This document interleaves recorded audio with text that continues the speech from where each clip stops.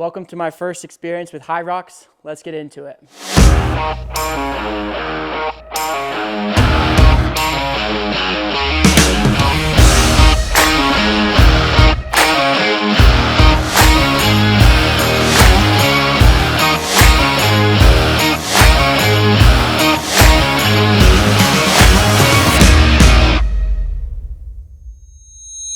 This experience for me was awesome. So we flew in on Thursday, the race was on Saturday. We get there, we get to our Airbnb, and so a lot of it was just getting there, prepping for the race, starting to fuel, getting my mind right. The first night we got there, Houston was very much a city-like area, very businessy. And so me and Kelsey, we rolled up and we were like, what do we do here? It doesn't seem like there's any sort of activities because Kelsey and I are super adventurous and wanting to do things, but we get there and we start trying the food. And we went to this place called Papacitos. All right, we're downtown Houston. We're getting our first dinner. We're gonna go to Papacitos. I'm gonna get some fajitas. And my recovery's feeling good. The plane's throwing me a little off and sleepy, but hopefully tonight we'll recover fast and be ready for Saturday. And seriously, it was some of the best Mexican food we've ever had. And we started to experience the city, experience the energy, and we started to meet some people that were there with HYROX. And it made it so much fun. We went to 2 different shakeout runs. One of them was with LSKD. Right now we're going to the HYROX Center where they're gonna be doing the event, and we're just gonna check it out so I can get an idea of the layout. And then after we're going to the LSKD run with Matt Johnson, so it's gonna be fun. And we met a bunch of amazing people like Jack Fitness. I don't know if you've ever seen him on Instagram, but he was a super cool dude. I logged a couple of miles with him chatting about all of his Ironmans and 100-mile races and how he's now going for a sub-hour HYROX, which was super cool. And then right after that, I went and did another shakeout run because I just wanted to meet as many people as I possibly could and just absorb the full experience. Just finished the LSKD shakeout run. Summit's about to go to bed. It was awesome. We just did 2 miles, something simple, about at an 8-minute pace, and I met some really cool people. I love community everywhere I go because it makes such a difference. And it's funny how every race is just a little bit different. These guys are all ballers, very hybrid, lifting, running athletes, and so it's really cool to meet them. Here, we're going left here. Yeah, one of these guys I met, I had admired him for a long time. My brother Jensen and I used to, he had like squatted 400 pounds and ran a sub-3 marathon all in the same day. And so it was cool to meet him, and it's awesome to see just what's possible as I start to push the limits and try to do these races, so it's exciting. And so we went with Jake Dearden, and it was actually kind of funny. We went on a run with these guys, and I didn't know a whole lot of HYROXers before going out. I just knew about the race. And so when we get out there, I'm running next to one of these guys and I look over to him and I said, hey, is this your first HYROX? Have you done one before? And he kind of laughs and he says, yeah, I've done a few. Come to find out, the guy is James Kelly, who had just been 1 second off of breaking the world record. He's a part of the Elite 15, some of the best HYROXer in the world.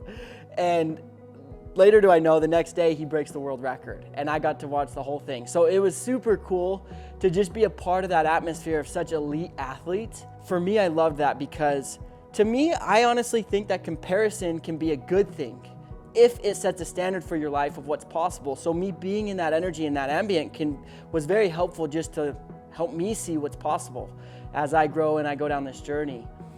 The part where it becomes toxic is when it becomes envy. And it says, I'm less than because I'm not you and I can't do what you do. And, you know, I watched that happen quite a bit with people, but for me, being a part of that group of people was really awesome, and I loved the experience. So that was kind of the day before, and then that night we went out, we got pasta and carved up for the next day. Good morning. It's race day, baby. I'm just starting to fuel up. I've been putting down some electrolytes. Got my morning bowel movement out of the way, which is the most important part. It's so odd getting ready for a race with my family here, because typically, you know, you're up 2-3 in the morning, but this one doesn't start till 9:40. So look, Summit's over here just hanging out, watching some Miss Rachel. Kelsey's getting ready, and we're gonna head out over to the race about 8 o'clock, and then about an hour before the race, I'll drink my Martin's 160 to get some carbs in. And then 30 minutes before, I'll drink my Yeti mode. Let's go. Now that hay's in the barn, it's just time to go. Here we got Kelsey being a good mom, getting all the food ready for Summit, bottles. Summit's over there just running around being a savage. Kelsey, what do you think we're gonna do today? What time do I finish at? Best guess. Hour 7. Hour 7. Yeah. You heard it here first, folks. If I finished at an hour 7, I would be stoked. On race day, that part was pretty interesting because typically I'm up way before my family because, you know, if you're running a marathon and you're getting bussed to the top, you're up at 2, 3 a.m. in the morning. Or even if you're doing an ultra, typically that starts at 6 and you got to start fueling 3 hours before the race. And so if you're up at 3 a.m., a lot of times it's just me getting in my mindset and getting ready for the race. But this time, I didn't need to wake up till 6 because the race didn't start till 9:40. And I typically start fueling, like I said, 3 hours before the race. And so, you know, I wake up, I have Kelsey there, I have Summit there, and it kind of got a little bit chaotic and it was easy to get distracted. And so I start fueling, I'm drinking my carbs and drinking electrolytes just to get my body rolling and start prepping for the race. But I found my brain wandering off into places where, you know, there was a bit more doubt from the chaos. There was a bit more, I don't know how to say it, flustered. I was flustered. And so what I did is I went and I typically have this tradition where if I'm ever flustered, I like to turn on these shaman drums and I go in and I meditate just to get inside my body and start to get in touch with what parts are feeling tension, what parts are feeling frustrated, where the anxiety is coming from. And as I start to get in touch with my body, I'm able to focus on what matters most, which is performance in that moment. And so I went and I laid on the ground, I started to turn on my shaman drums, and I started to tell myself, you know, I am strong, I am capable. And I started to envision my race going perfectly, starting with when I came out of the tunnel to how I finished each station, each run, all the way up until the finish line. And I envisioned at what time I'd cross the line and seeing that number as I'm getting over up the, you know, they have like a little bit of a hill up onto a stage, which is pretty cool. And you know, as I did that, it brought a lot of confidence and clarity to where, you know, the chaos was okay. I was able to exist in the chaos and still find peace. The nerves are kicking in. I got the butterflies already. We're here about an hour before. I'll probably have to get this written on again, the number on my arm, but it's go time, baby. It's go time. We start moving to race, and I was gonna get an Uber because our Airbnb was probably a half a mile away, and I just didn't want to have to put any extra like miles on my legs than I needed to. So we call the Uber. Uber ends up super late to where now we're not even getting to the race till about 40 minutes before. Okay, and I'm all stressed, and so I'm like, okay, let's just walk. I'm fine. It can be my warm up. So we walk to the race, and we get there, and it's like 9:15 at this point. Race starts at 9:40. I hadn't even seen the course yet. And so we get in, we walk in the building, and I realized that I had forgot my ankle bracelet, which honestly is almost a tradition of every race at this point. So Brock likes to really stress me out. He forgot his tracker that goes on his ankle.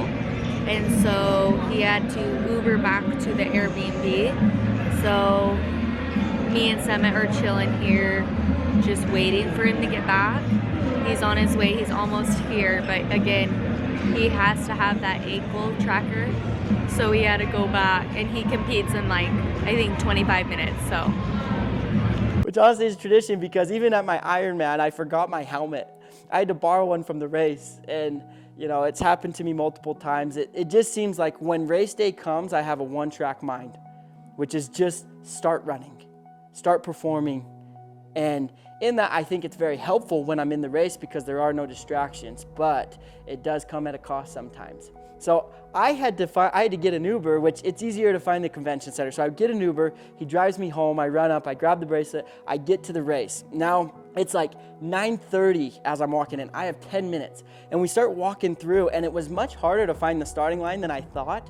So I actually ended up running an entire loop around the convention center before I had even got to the starting point of the race, which is almost like half of a kilometer to a kilometer. I run over and I get to the starting line with 10 seconds to go. I run straight through the starting line to start my race. And so I'm already out of breath before I'm starting my first loop. And all of a sudden I start going and they have music playing, and I got, I took my pre-workout, caffeine starting to hit, the body's starting to get itchy, and I'm like, let's go. And I start running and I was feeling really good. I actually did my first loop at a 3:40 kilometer, 3 minutes and 40 seconds, which is about a 5:45 pace. And my heart rate was in great shape. Like my heart rate was like 135, 140. And so I'm like, let's freaking go. Like, this is my day. and so I get through the first couple of loops. I go through the in station and I get into my sled push. I'm moving the sled, and all of a sudden I watched a YouTube video where they said, brake on the sled before you feel the lactic acid build up in your legs, because if you let the lactic acid build up, that's now going to affect the rest of your race. So I was going to do half measure. So I was going to go, brake for 2 seconds, go again. So I get to the half measure, and all of a sudden I stand up and my eyes are about to black out, and I was so dizzy, and I was like, oh man, maybe I pushed it too much. And by the way, like, I had already done the ski erg. I forgot that point, but I had already done the ski erg and I was feeling strong. But I guess from the run to the ski erg, I had got my heart rate too high. It went from like a 140 to 160 after the ski erg. So I'm on the sled, I get dizzy, and I still felt strong though. Like, my body felt amazing, but my oxygen didn't seem like it was flowing. So I took some deep breaths, and what I do is I take 2 deep breaths in to get it down into my belly, because that brings a calming response. The biggest thing that I've found whenever I get dizzy or whenever I'm in a race, it's not necessarily about getting the heart rate to go down, it's about not panicking. If I can get my body to get out of fight or flight, I'm able to find peace in the chaos. And so what I did is I take 2 breaths in, down into my belly, and then I was able to relax even though I was still feeling dizzy. But I push it, and then all of a sudden I started feeling strong. So I get the sled, I move it all the lengths, I go back in. I'm still holding that 5:45 pace. I was like, let's go. My run's feeling strong, I'm focused, and I'm ready. I get there, I get to the sled pull, I bust through that, no problem. I go through again, I do my run, which is 2 loops, and then I get into the burpees. The burpees, now everyone warns you, this is where the wall is on the HYROX. But to me, I was finally finding my stride, it felt like. I was finally getting into a rhythm, so I start jumping and I was going pretty fast. And I guess I didn't know this, but you can't fall forward on the burpees. You have to go backwards with your legs. And so I kept falling forwards, and they were like, hey, watch where your hands are landing, watch where your hands are landing, up until they gave me a penalty. And so they moved me back a couple of lengths, and I had to go restart one of them. And I was like, shoot, what is going on? And I fixed it, and I was still able to keep pace, but I started to get fatigued at that point and a little bit frustrated because I had just gotten a penalty, which added time, and then I started to focus on my time more so than I was on the task at hand. And that held me back. As I went back, I got into my run, and as I was running, I started to get a bit more tired. I slowed down to about a 4-minute kilometer pace, which is about a 6-minute mile, roughly. And so I was still holding, feeling good, and I reevaluated my body, and I said, okay, we can hold this pace. Let's stay at a 4 from here on out. And so as I finished that one, I get through the burpees. Next, I have the rower. The rower was one that I was probably the most worried about, because one thing, after going through my ultra prep just 2 months ago, it doesn't help your grip strength at all. And so doing 1,000 meters on the rower can really take a toll there, especially after you've done, the ski erg, the sled pull, and all those things. So I start doing it, and I can just feel all the lactic acid building up in my arms. And I'm like, okay, I gotta be careful here. So I start doing these star fingers. I don't know if you've ever heard of that before, but you pull with the rower and then you do star fingers forward to help, so that way you're not gripping so tightly the whole time and you can relax your grip. And I ended up kind of taxing my body. The rower was probably the hardest part of the race for me, because not only did I hike my heart rate up, but I started to really feel the effects of each station. And so I was like, okay, I gotta be careful now. I get off the rower, I still do it in about 4 minutes, so I'm feeling good, I'm on pace for my time, and I get back into the run. Now I finish it, I'm still holding about a 4-minute kilometer, but it's starting to take a toll. My head's starting to get hurt a little bit because your heart rate's so high for so long, and you're starting to get into that, like, your eyes start to black out on the sides a bit, and to where you just have tunnel vision. And, you know, I started to get a little bit worried. I'm like, okay, am I gonna be able to finish this strong? I grab the farmer's carry, and it's not by chance that they did the rower right before the farmer's carry, because you have 53 pounds in each hand, and you have to go about 1.12 miles, which is pretty far for a farmer's carry. And so I pick these things up, and I just start running, because I knew if I was able to run, I would get through it faster, rather than taking my time and trying to get my heart rate down. I said, I'm fine, I'll just keep my heart rate high and run. So I start running, and I put chalk on, but by the time I got to the middle, I noticed my hand just was getting shredded. You can see on the video, it blistered up before on the burpees, but then it tore it off during the farmer's carry, which at that point, my hands were sweaty. It kind of started bleeding a little bit, and I dropped, and I couldn't hold on to the farmer's carry, and got nervous. I said, oh boy, how am I gonna be able to finish this? So I get halfway, I set him down for a sec, I wipe my hands off, and I just start sprinting even faster, because I'm like, I gotta get through this as quickly as I can. I get another half length to the end, and you know, I couldn't hold on to him anymore, and my hands were just barely on with my fingertips. And I'm like, okay, I gotta go. So I just grab them and I sprint all the way to the end as fast as I could with these kettlebells. And by the time I get to the end, you could just tell, like, I had barely a fingertip on them. And the lady goes, just drop them and go. And so I drop them there, and then I just take off sprinting, because I'm at the end. I look down at my watch, and I was at 45 minutes at that point.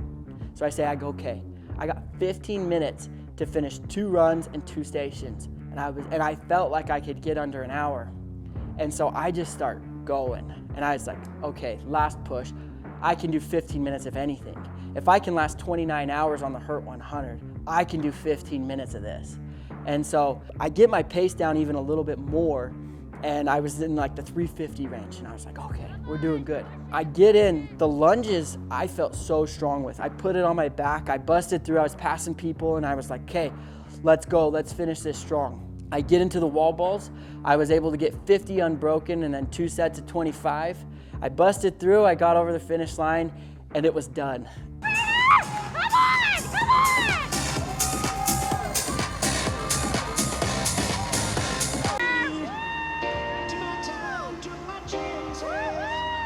It was an experience. It was something like I haven't done before. Because typically on a 100-mile race, it's this long, slow burn where you're really only in pain for the last little bit of the race. This was like facing the devil for 1 hour. Like you were just in the inferno trying to push through for an hour. And it was an experience. I loved it, and it was a really fun race day. You know, I'm definitely going back for more. I finished in 1 hour, 5 minutes, 6 seconds. It was a lot of fun, I can say, and it was awesome because after the race finished, you know, some of the guys that were in my heat came up, and I got to meet them and talk to them about their experience and their training and everything they've been putting in. And one of the biggest lessons I learned is that, you know, on an endurance race, you can muscle through. Like I've watched people not train at all and push through a marathon or a 50 miler or even 100. But you cannot fake your VO2 max. This race is for the committed, the ones who showed up every single day. I mean, yeah, there's one set of people that are just finishing, and you could muscle through that. But if you're truly trying to perform at an elite level, there is no faking that preparation. You either did the work or you didn't. And so for the ones who are accomplishing these HYROXes, you know, there's hours put into that, because that's the only way you're going to be able to get your VO2 max to where your body will hold up in those conditions for that period of time. And so it was really cool to be around those people where they are committed, and they were talking about their training regimens, how many hours they put in, and the effort that was done. And so, you know, for me, it just raised a new standard of what was possible. And so I'm ready to go back for more and put in a real true training camp, because this one was a little bit hard. I was only able to get in about a month training camp before performing for this, because it took about a month to really recover from the Hurt 100. And so I didn't get to fully immerse myself into the experience, but for the next one, I would love to be able to really be committed and see what's possible, because, you can muscle an endurance race. This is one thing that you cannot muscle. It is only coming from the hours of commitment beforehand. So one of the first lessons I learned is that the body's much more adaptable than you may think. Coming off the Hurt 100, I thought, here I am, I got a really good zone 2 base, my cardiovascular endurance is phenomenal, but am I ready to throw on speed and strength, which is what HYROX takes?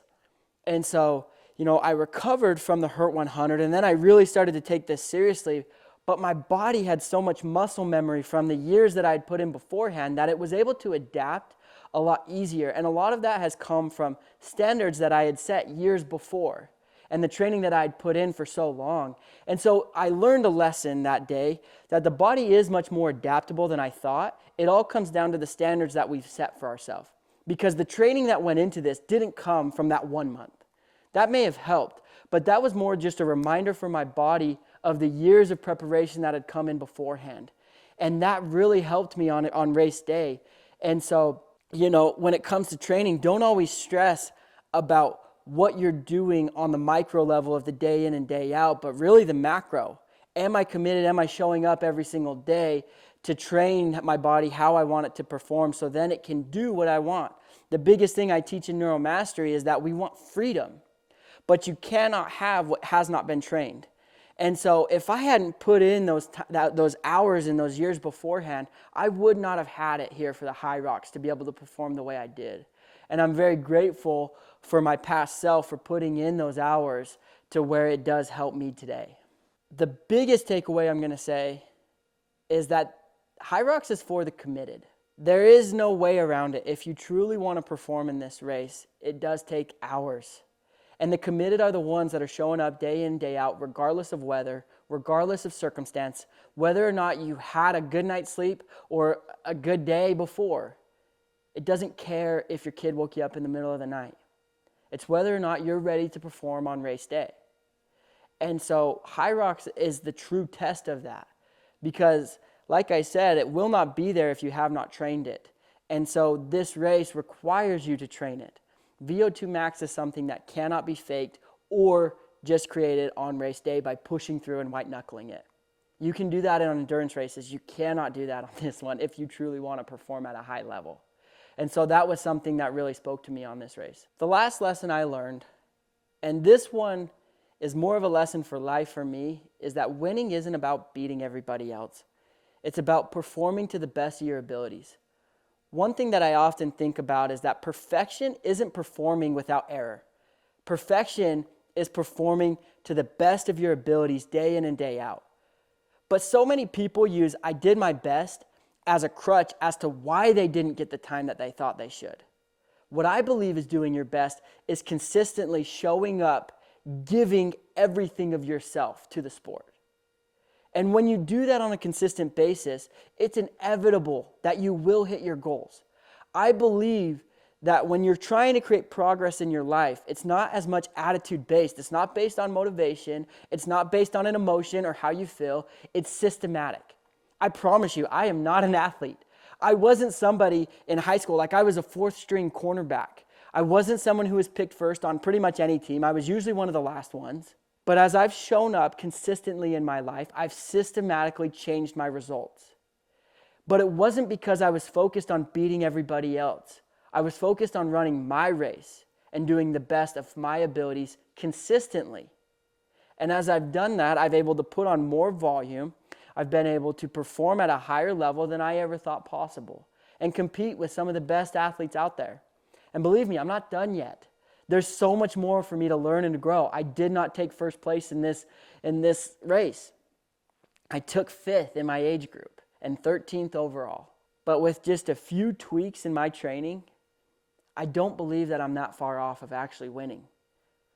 But not winning to the standard of everybody else, but to my standard of doing the best to my abilities, which I do believe competes with the best of them. And so, I'm going to continue to put in years of training camps, and putting on the miles. So that way I am ready when that day comes. But after this weekend, I've learned what winning really is.